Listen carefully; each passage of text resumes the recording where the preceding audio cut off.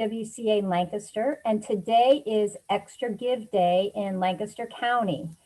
This is a great day for the nonprofit community across the entire county. And, it's an opportunity to talk to our donors, talk about what we do. And here at YWCA, our mission is to eliminate racism and empower women.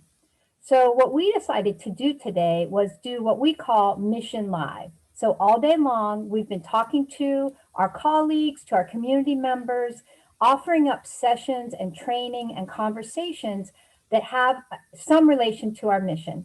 So I'm excited about this conversation. So for the next hour, we're going to be talking a little bit more in depth about some of the protests that happened this summer, in particular here in Lancaster.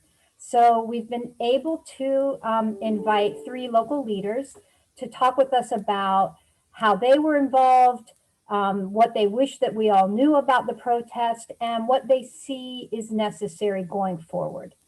So let me introduce the folks for our discussion today. I'll start with Nicole Vasquez. Nicole is a courageous leader and organizer in Lancaster County. She's a fierce advocate for human and civil rights, leading the charge by starting two nonprofits to address the most sensitive needs of her community. She's one of our community's brightest stars, filled with ambition and a sincere desire to help. And I felt all of this from Nicole the very first time I met her. So welcome, Nicole. Thank you so much, Stacy. I appreciate you having me on here so much. I always enjoy when I get time to chat with you. Great, thanks. So let me introduce another member of our panel today. So Daniela Charis, do I have it right, Daniela? Okay. Daniela is a second-year law student at Howard University School of Law, studying to be a criminal defense attorney. She graduated from Franklin and Marshall in 2019 with a bachelor's in government and creative writing. And this summer, she co-founded an organization called Queens Liberation Project, dedicated to the advancement of Black and Brown communities. Welcome, Daniela. Thank you so much for having me here. Like I said, I've been protesting a lot in New York recently, but I lived in Lancaster for 4 years. I feel very connected to the community and certainly did some protesting in my undergrad. So excited to talk to you about that. Great, thanks so much. And then finally, I'm so happy to welcome Isaac Eder to join us. Isaac is an activist and social entrepreneur. He's co-founder and executive director at Safe House Lancaster and the CEO of Eder Consulting. His passion for helping young Black and Brown people create the change they want to see in the world guides his work at Safe House Lancaster. Hi, Isaac. Thanks for joining us. Thank you so much for having me. I'm excited to be here. Great, great. So we're going to circle back around, and Nicole, I'm going to ask you to go first. Talk to us a little bit about the organizations that you have formed. Actually, I know there's two. And what are your priorities? Okay, so I have helped to found two different nonprofits here in Lancaster. The first I founded about 11 years ago after my son died when he was born. And I helped to create a foundation to help other families that went through similar experiences. So I've been doing that for the past 10 or 11 years. And then just recently, I also helped to start Crash. Crash is a local nonprofit here in Lancaster. Crash stands for Collective Resistance, Acting in Solidarity for Humanity. And our vision is a world that no longer is forced to rely on the government to be a solution for society's biggest health and financial concerns.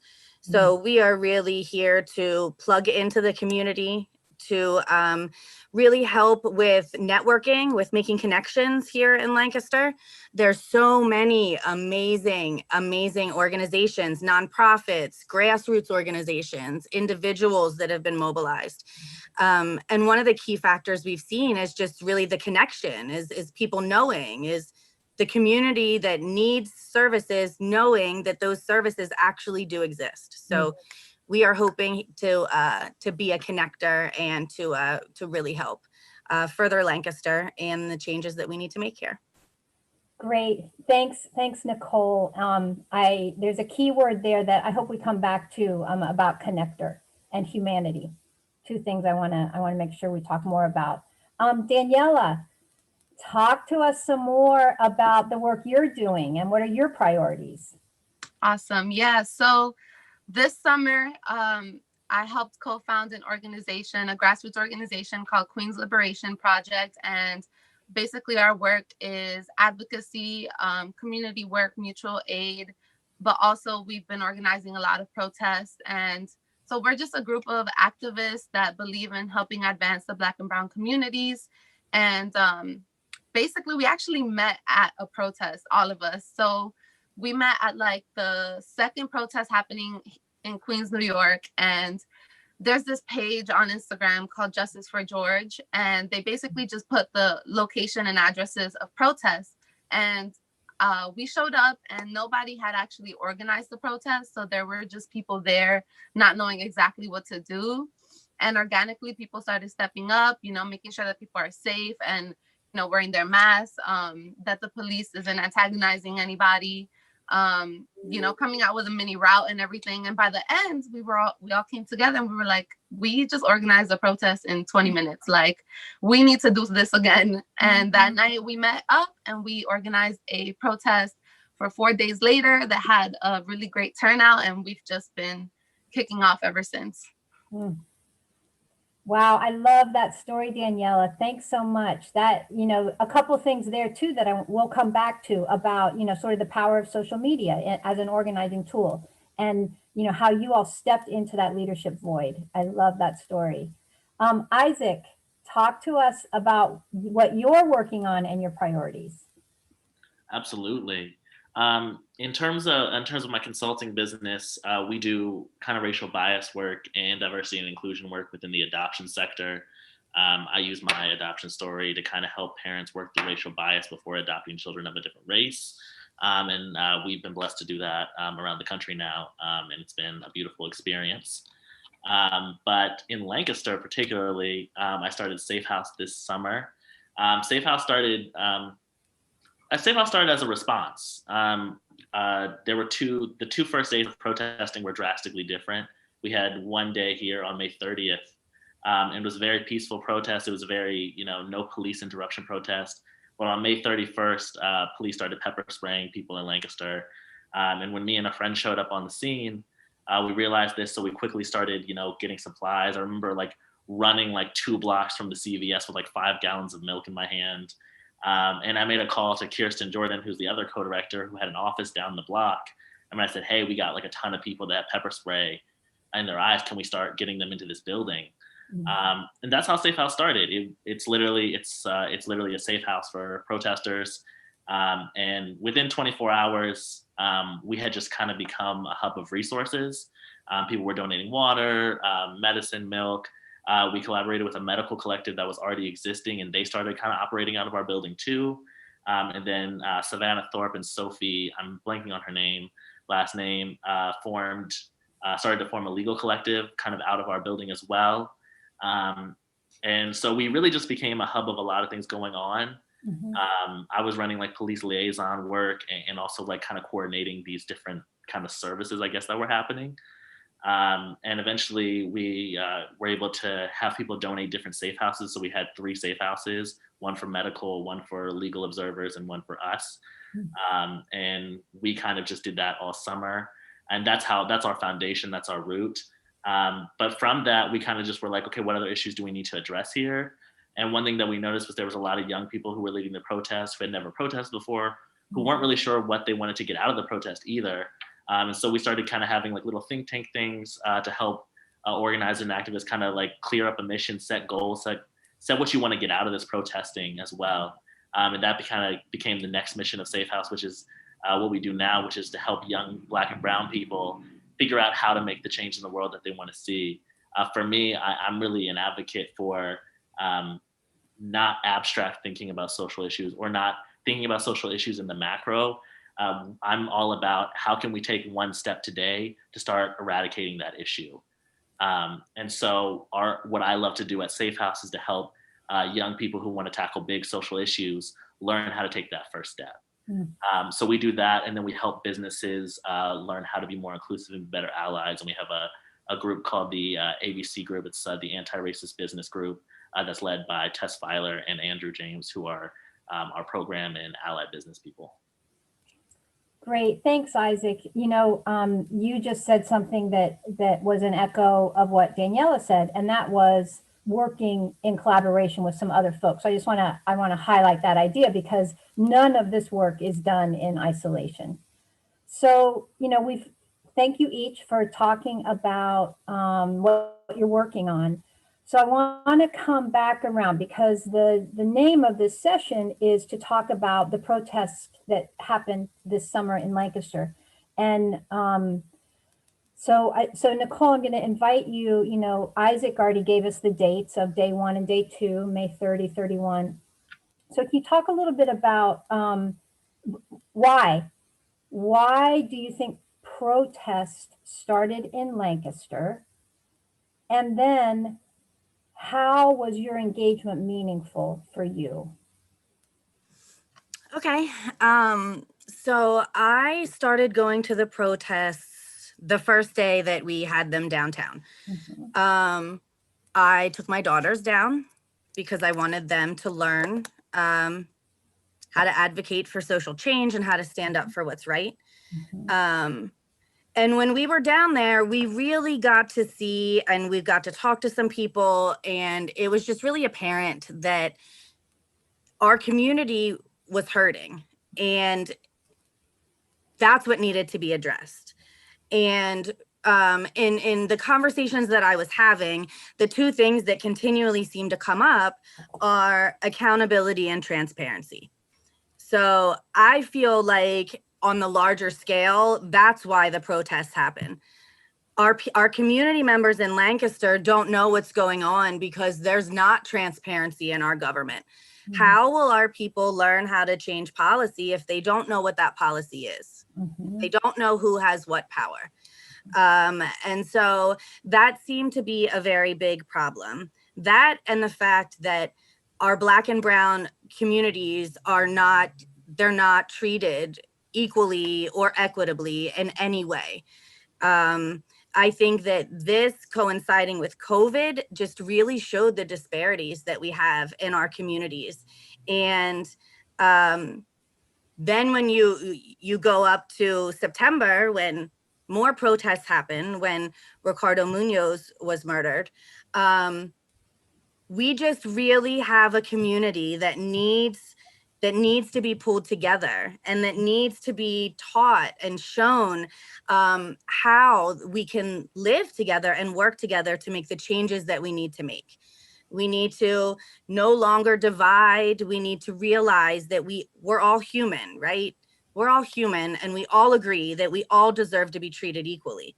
And that's ultimately what we're here for. And so the protest to me showed solidarity in our determination to change Lancaster.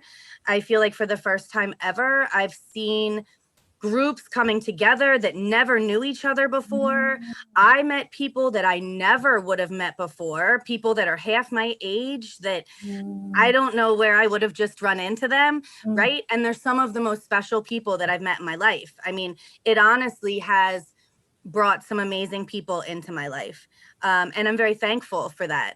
I don't know that I knew Isaac very well before the protests. I mean, but I remember I volunteered as a legal observer at the beginning through Safe House. And so it just really was a time of solidarity for Lancaster that I have never, ever seen before.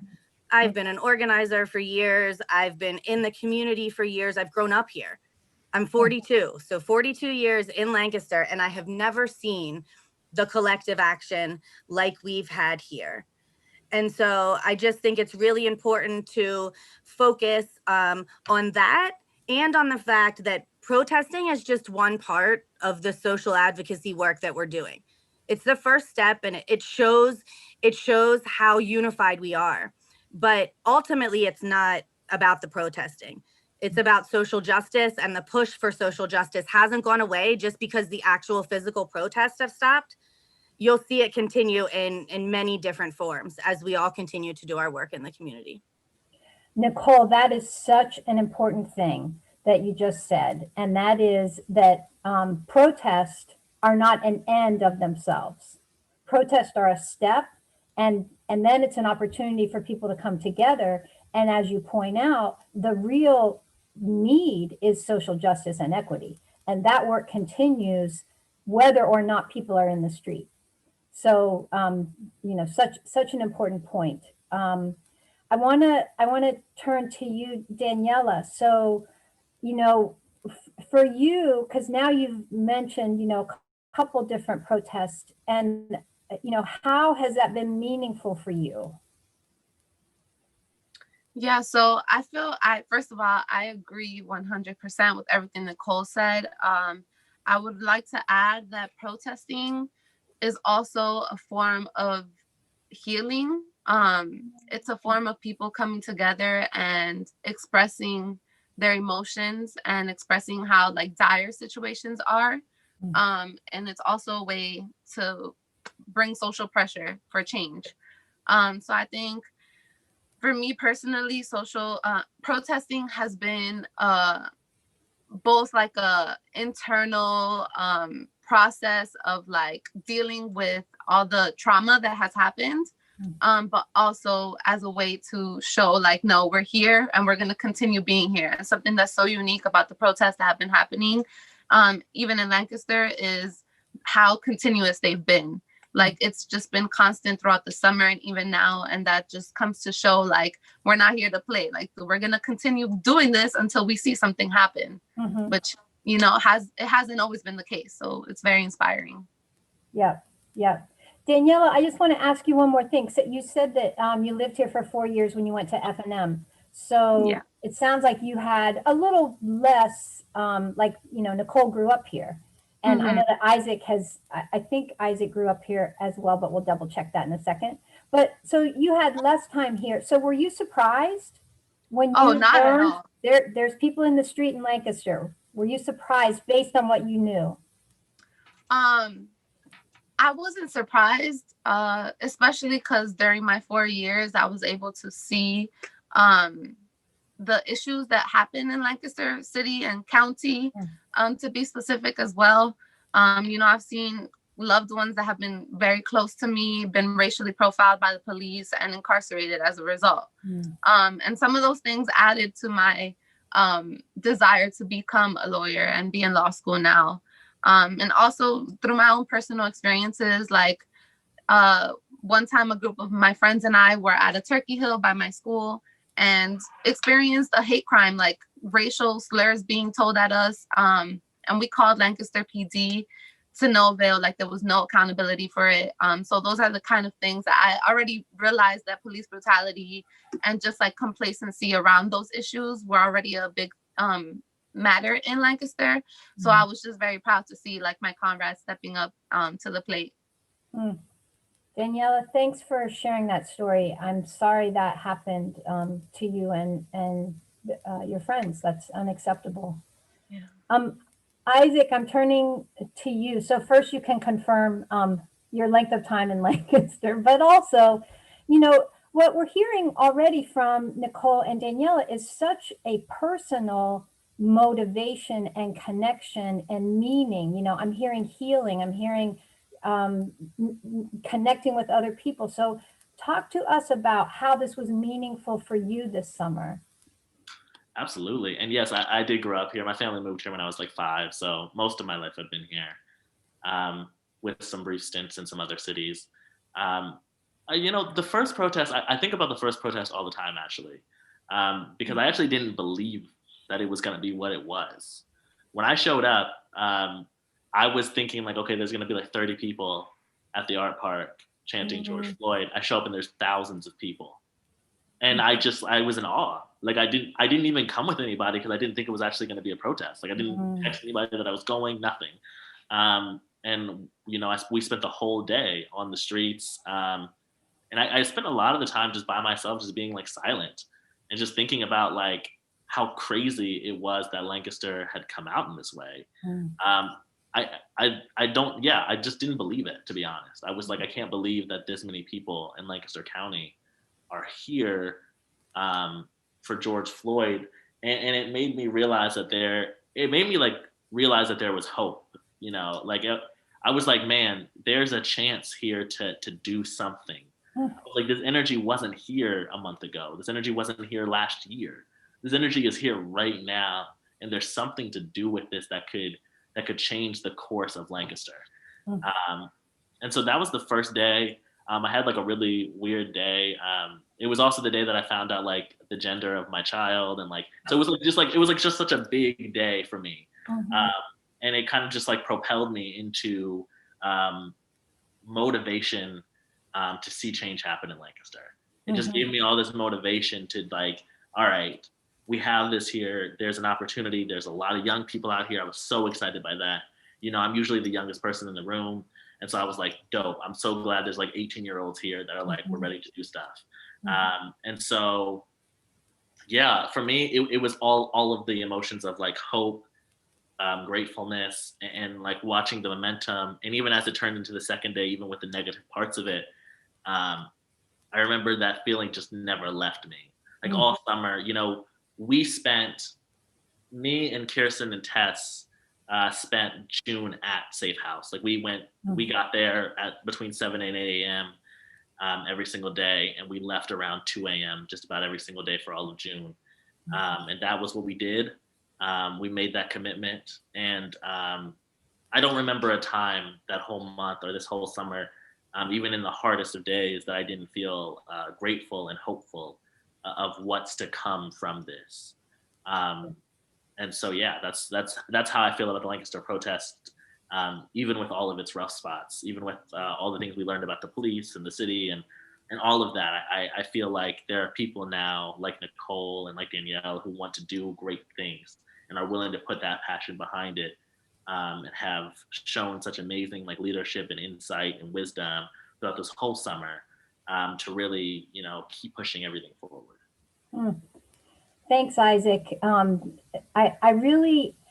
thinking about what you said about, your commitment, and, you gave the example of, from morning till night, every day in June. And I know that's, similar commitments have been made by Nicole, Daniela, many other people. You also talked about the wide, varied age range of folks who showed up, who participated. So here's the thing. There's a bunch of people who are not like-minded on this topic of protesting as the people on this call right now. There's a bunch of people, there were a lot of, letters to the editor in the local paper, really complaining about the protesters, talking about folks from outside the city who had come, or from outside the county who had come, talking about why don't these people have a job? How in the world can you spend all day marching around the streets? Why don't you go get a job and do something useful? You've heard all of these sentiments, and I'm sure worse.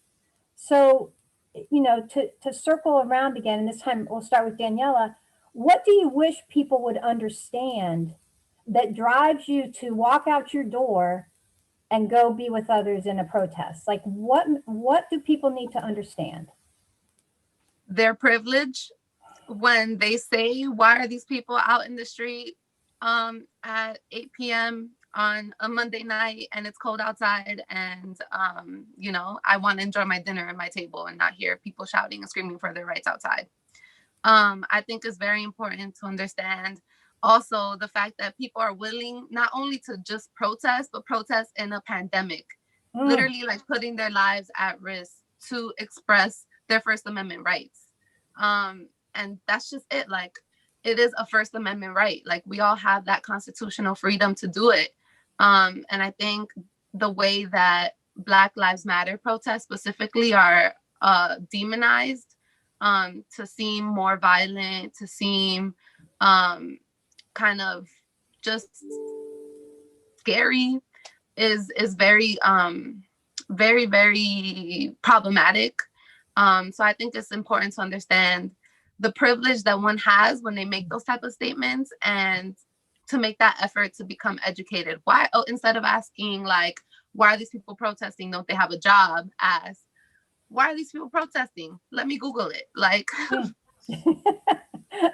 I love that so much, Daniela. First, I love your answer of people might be asking that question because they're asking it from their point of privilege, but also you can find out why people are protesting and not make any assumptions about it. So Nicole, what, you have a you have a broad platform. You talk to a lot of people and you've grown up in this town.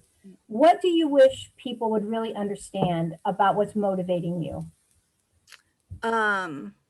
Well, first and foremost, what motivates me is my kids. Mm. I have kids. A lot of us have kids, and I can't consciously hand this world off to my children the way it is right now. And pridefully give that to them and say, hey, I know you'll be fine once I'm not here. I don't know that. Mm. I don't know that. They're Mexican and Cuban, and their sister's Dominican, and I can't promise them that they're going to be okay. So they are the main reason that I started doing this. But what I would like people to know is that, number one, seeing our community come together is a good thing. Seeing the marginalized pockets of people that we have here feel like they have other people they can join together with, that's amazing. That is what gives me hope. I think the fact that people are speaking out is their constitutional right. I think that because holding our legislators accountable has become so foreign, that like using our voices and speaking up when things are wrong has become foreign, and it shouldn't be. Mm. We need to normalize that much more.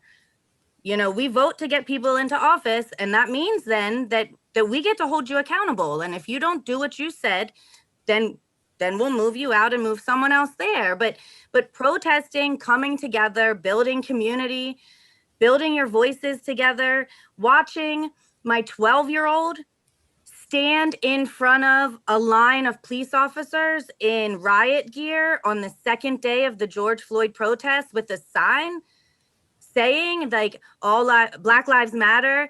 And she said something else about kids that she went to school with, and I don't remember it is now, but that was huge for me.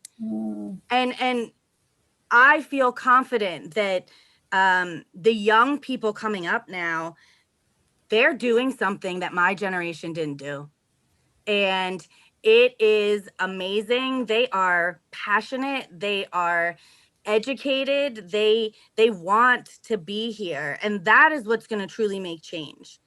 So the main thing is really just, we all need to continue to come together, and people that don't see that that's a positive thing, they're not on our team anyway, right? Like, there's certain people you're never going to be able to convince. Those aren't the people we focus on. We focus on persuadable people that we know believe that everyone deserves to be treated equally. So that's who we want to get out with us. And that's who we want to be coming together to be fighting for this, because that's the message that we want to put out there. Thanks, Nicole. I really, what you said is a motivator for so many people that I've spoken to about, feeling a responsibility to build a better world for their children and for future generations. So thanks for naming that. Isaac, what do you wish people would understand about what motivates you to walk outside your house and get in the street to protest? I'd echo like a lot of what Nicole said about like having kids. Like, I'm a new dad, so I'm not even like I don't have a 12-year-old. I have a month-old baby. But what's funny is that the day of that first protest was the first day that I told people about the baby, other than my close friends. And I actually told it on like TV, like I told it on TCP.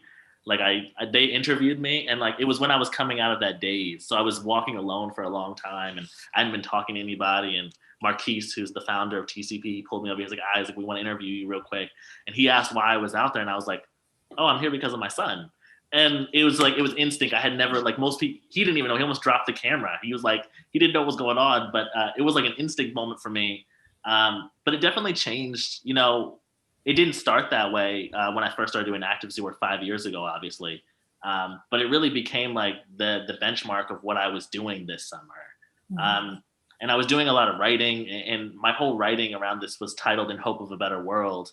And the whole point of that kind of like essay, those kind of like little mini journal essay things that I put together for my son, was to talk about what I learned this summer about the possibility of hope, and the possibility of transforming your community and a world into a better place. I'm a really big Harvey Milk fan, and Harvey Milk always says, "I got to give him hope." And I love saying that, but Harvey Milk did something even more impactful that I think people don't even talk about enough, which was that his model of advocacy work was, we're going to change this block. He's like, we're going to make sure that this block in San Francisco is queer affirming and inclusive. And then he was like, then we're going to do the street, and then we're going to do the city. And that's been my model through all of my work, is that like, first I'm going to do the block, and these people around me, they're going to understand inclusivity, even if they're in the other dimension, we're going to get them here with us.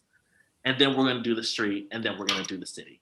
And so, yeah, I guess what I want people to know is that, kind of like Nicole said, like, it's a good thing that people are out here. The block is being changed, and soon the street is going to be changed, and soon the city is going to be changed. And that should be what gives us hope to go out there again today and tomorrow, is that, that one first day, I think, told everybody what was possible in Lancaster. And I think a lot of people are still holding on to what happened this summer. And that gives them hope to look at 2021 as a year to elect new officials, launch nonprofits, launch innovative ideas. One of my things, like I said earlier, was to get young people to actually believe that they can create the change. My favorite example is, like, we all talk about housing crisis in Lancaster. A lot of people think they need to change the whole legislation around housing. They don't. What happens if you and 4 friends go in together and buy a house? Like, that's very possible with like FHA loans and things like that. You need a 3.5 down, and you guys could go in together and get 4 people off the street. If we started thinking about social change through that tangible action way, think about how much faster and how quickly we could start solving even, big issues in Lancaster. And that's why this whole movement is important to me.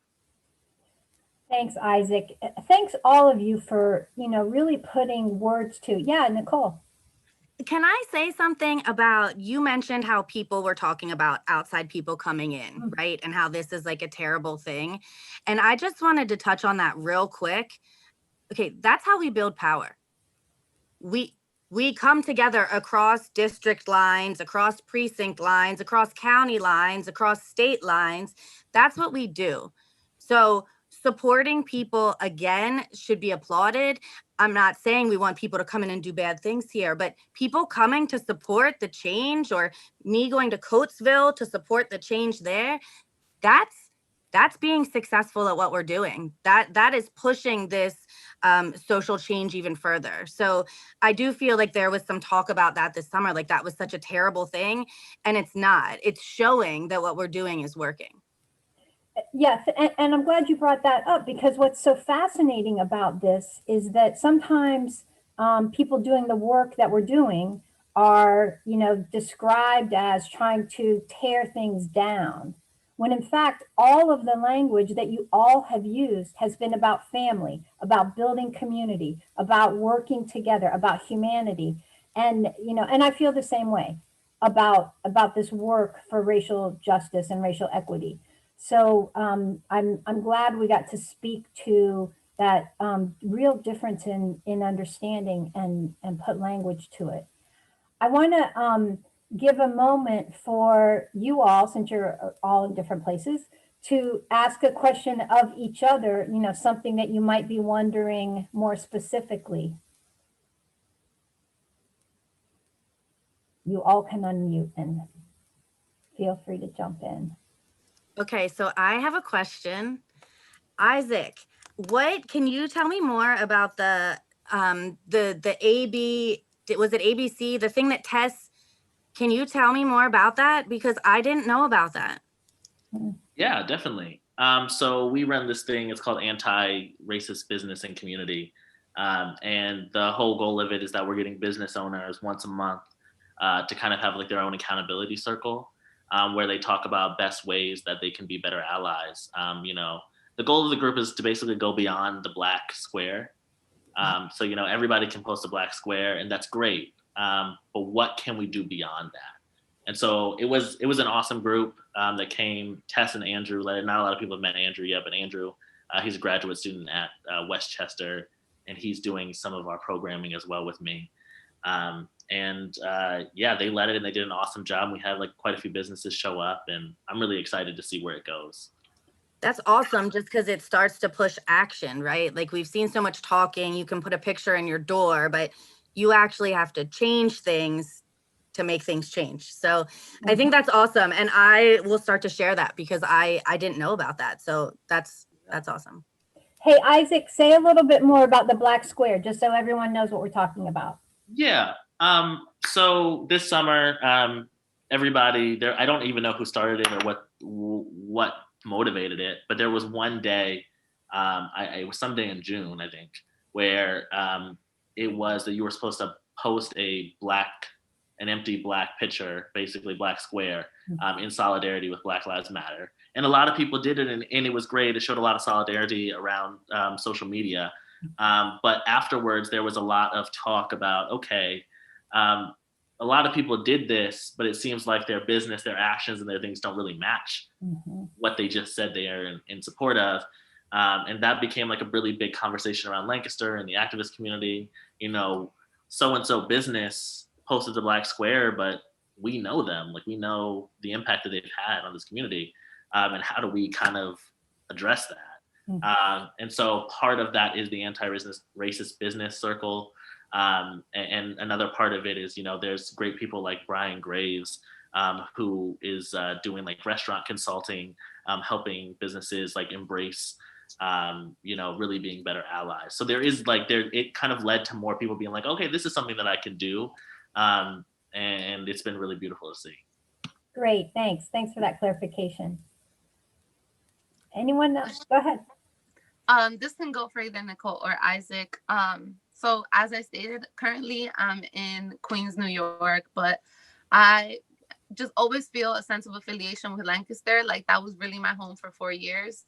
And so even when the protest happened with Ricardo Muñez, I took it upon Queens Liberation to use the Queens Liberation platform to create an infographic about the things that were happening in Lancaster with Ricardo Munoz and the protests and the people that were the mass arrests and the $1 million bail, all those things.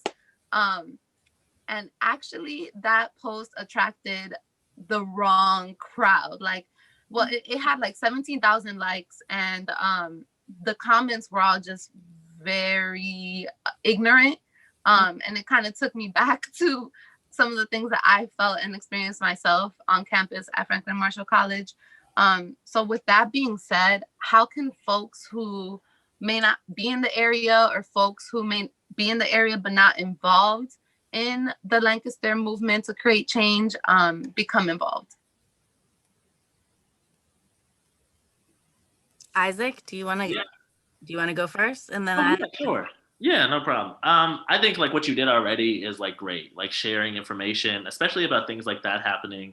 And I think we have to it's important for us to share the narrative that like there's no such thing as a justified murder. Like that doesn't really exist. Like, losing a life is terrible, no matter what, no matter the race, no matter anything. And so even if somebody's shooting at you or charging at you, whatever the case, we don't want to start looking at life and death in the sense of like justified and unjustified, because at the end of the day, that was somebody's life. And I think that if we're not willing to look at the scenario and see our own family member or children in the scenario, we shouldn't even be talking about it in terms of justified and unjustified. We should be talking about it as a loss. And so I think that's one thing. That's like kind of how we deal with those comments. But I think like knowing what's happening here by following like the different orgs that are doing work here, sharing where you can, and like, of course, always like maybe like visiting and like checking in. Like, I think you have like such a good base at F&M that like F&M really does like to get involved in Lancaster stuff. Maybe you can be that bridge for a lot of those students at F&M. to kind of get more involved with Stacy or Crash or Safe House. Like you might be able to be that bridge now that, you've been able to sit in this panel and meet some more people, as well as using your network in New York to get some of these things out. Mhm. I pretty much echo everything Isaac said. I think it's really important to try to maintain control over a narrative. And we saw here what happens when that doesn't happen and the wrong narrative gets out there.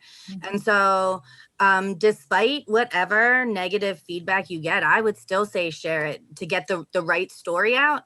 And that's really the biggest thing. I also say you're going to law school, so chances are someday we'll have protesters that will need you to defend them. And so some pro bono lawyer work would probably be nice someday. But just really spreading the word and networking. I've met you now that I didn't know before, but like maybe there's somebody at some point that I'll come into contact here with, and like we'll just continue to branch out. So yeah, so now I'm gonna add you into my little contact book, and I can make sure to connect you with anybody that I think will be beneficial. Thanks, Nicole. Hey, Daniela, I do want to circle back to, because part of this work for me is as often as possible explaining to people phrases and words so that we have a shared understanding and shared definitions, right? So both Isaac and Daniela, in your introductions, you use a phrase, black and brown. And so I want you to, Daniela, I'm just asking you, talk to us a little bit more about what that means, because some people might be thinking it's one thing and you might have another idea. Yeah, of course. So when I mentioned that one of the goals of Queens Liberation Project is to help advance Black and Brown communities, that is a way of basically explaining the importance of understanding the discrepancies in access to resources in communities that are Black, Indigenous, people of color, and just making sure that we're working actively towards bettering those communities, making sure that resources are accessible and everybody has access to distribution. Great, thanks. And Isaac, is that your same definition that you're thinking with Daniela? Yeah, definitely agree. Yeah, great. I just wanted to check back around about that. So, and I also, what's making me also very happy about this panel is connecting the three of you. And, and also that you are three people who have been actively engaged in the community, who maybe are not always offered a platform to speak publicly in this type of setting. And so from YWCA Lancaster, I'm so glad that you participated and that we can make these connections. I do have another question for all three of you. I'm wondering, and Isaac, you can go first this time. So what's next? So, we kind of set a marker of May 30th was sort of the first day that people came together in the city, downtown. And so today is November 20. Sort of where are you and what's next for the group that you're working with and from your perspective? Absolutely. So next for Safe House is finishing like our 501c3 process. We should be finished pretty soon, and then we're already doing kind of like monthly little training sessions. Some are for organizers, some are for businesses, and we're going to keep those going, bring in different speakers. But really, what I've been working on for the last 2 months, kind of in secret, I know I've talked to you about it actually, Stacy, but is building what we're going to call the kind of like the Safe House class. We might give it a different name, but the idea of it is that we have a summer program where we're teaching people about different styles of advocacy work in kind of like a class format, and then giving them opportunities to do community projects and kind of build a platform that they want to build. Thankfully, due to some connections that I have from living in Atlanta and working around, we are going to be, assuming the funding comes through, we're going to be spending 5 days in Atlanta learning from some very like professional activists who do this work around the country, as well as spending some time with No Name. I don't know if people know who that is. but she's kind of like a liberation activist and an artist. And then we're going to be going to DC for about 2 days, learning from some people there and going to the African American History Museum. And so it's going to be a super awesome time. And this is a funny story, but I didn't go to the March on Washington, but on that Friday, I noticed that a bunch of my friends from Atlanta were either speaking or they were there. And so I actually called them all and I drove there the next day and secured that whole partnership. We're so excited about it. We're hoping to raise it at least $2,000 per student so that the class can be completely free. And so, yeah, that's the next goal, hitting our fundraising goal and getting us to the next level. Yeah. Oh, I love these plans. I really am a big proponent of inclusive youth leadership and empowerment. And I want to stay in contact with you about this, Isaac, for sure. So Daniela, so what's next for Queen's Liberation? So next on our plate is we've been expanding our mutual aid program and our mutual aid resources. And I for one, have come to realize how incredibly important mutual aid is in the community. Mutual aid is literally a political expression. Like, it is a way of people coming together and being like, I'll give you my resources. You take these resources if you need them. We've been installing community fridges all over different neighborhoods, kind of also taking on the ideologies of like the Black Panther Party. One of their first events was a breakfast program, just because that in itself is radical, telling people, here, you're hungry, I got some food for you. Like, you're gonna be good. You have your nutrients for the day. Like, these are the kind of things that help bring political power to a community that lacks it. So definitely engaging in mutual aid, and also just urging everyone to become involved in politics locally. I think that's a very important way for people to create change as well, so that more people who care about human rights and basic civil rights can be in those political platforms. Thanks, Daniela. And thanks for mentioning again about local elections. You know, Nicole brought that up earlier. We just have finished a presidential election, but here in Lancaster County, you know, in the next 4 or 5 months, we'll have local elections, which are also very, very important. So thanks for... For sure. And I want to put it out there that Lancaster was the first place I ever voted as an 18-year-old. First place I ever voted for midterm elections. So for sure. Hey, Daniela, one last question for you before I let Nicole wrap this up. I know that you are in law school now. You went to F&M. Do you see a future of coming back to Lancaster as a young professional? I think that could be a possibility. I very much believe in the power in coming back to the community that has basically molded you. And I do see that being a possibility. Okay, great. That's good news for all of us. Nicole, what's next? What's next for Crash? What's next on your agenda? So with Crash, we're planning a summit. It's a 3-part summit we're planning with the We Can't Wait statewide coalition. The first part of that summit will be December 12th. It will be virtual from 7 to 8:30 p.m.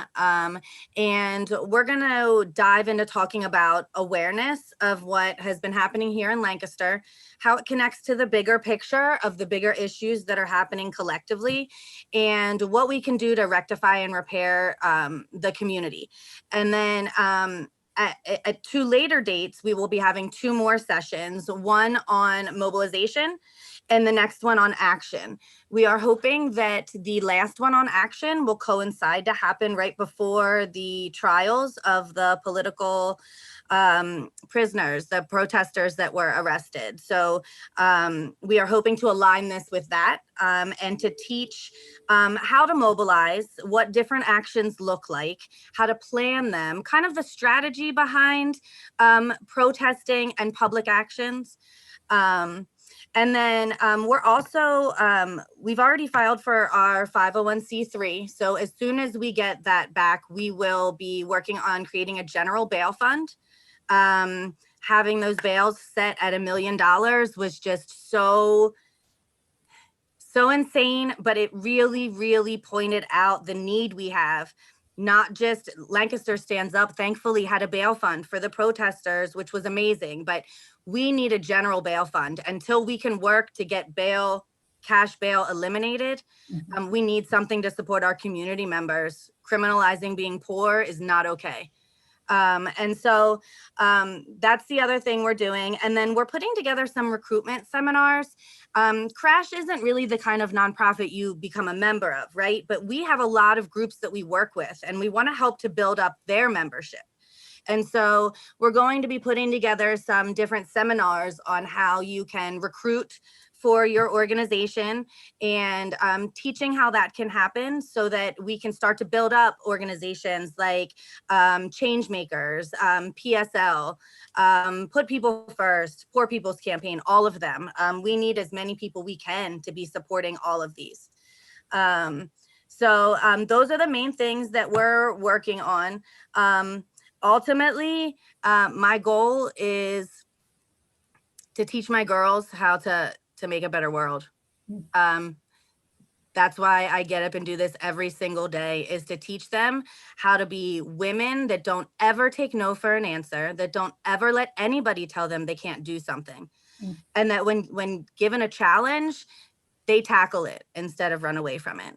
So that's the reason that I do everything that I do. Thanks, Nicole. Thanks so much.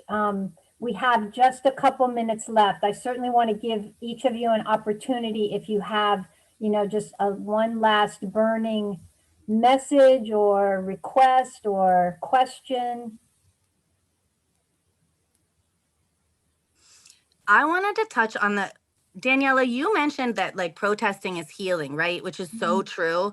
And it just reminded me in what you were saying and talking about the trauma and the effects that trauma has on our community and how they don't go away, right? And so I feel like something that our community really needs is some more training in trauma and the long lasting effects of it. And so I think that it was just really interesting that you brought up that protesting is healing, but then it also is bringing up so many different experiences of trauma. And I think it's important to point out that something can be two things at one time and that that's okay. And sometimes that's hard for people to accept, I think. But I just wanted to touch on that. And I think that for all of us, we've been talking about some more trauma-informed training, but we don't have anything set yet. But I definitely think it's something as a whole for a community we should be educating on. Good. Yeah, I also wanted to add on to that and just say how self-care and self-love are so important when you're part of social movements and you're protesting.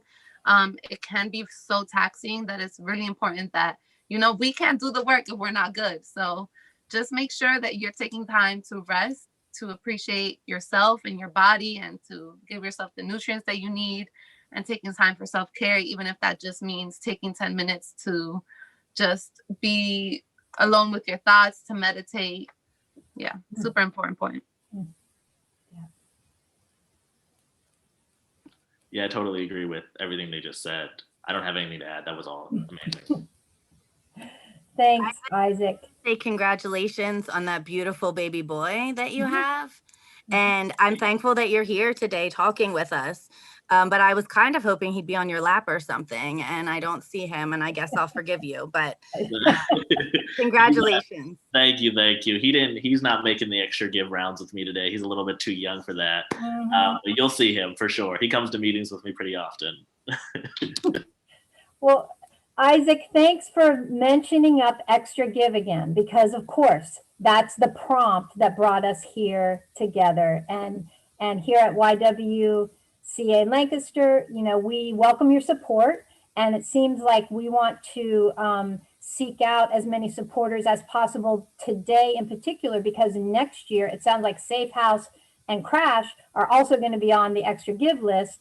And so there's going to be a little more competition. So Thanks everyone for supporting us. Thanks for tuning in to learn more about what's behind some of the protests that we've seen here in Lancaster, and not to be dissuaded by what you might hear, and to have the courage to ask questions and find out more, and learn that really the folks we've had on here today are very clearly working for their families, for humanity, for their community.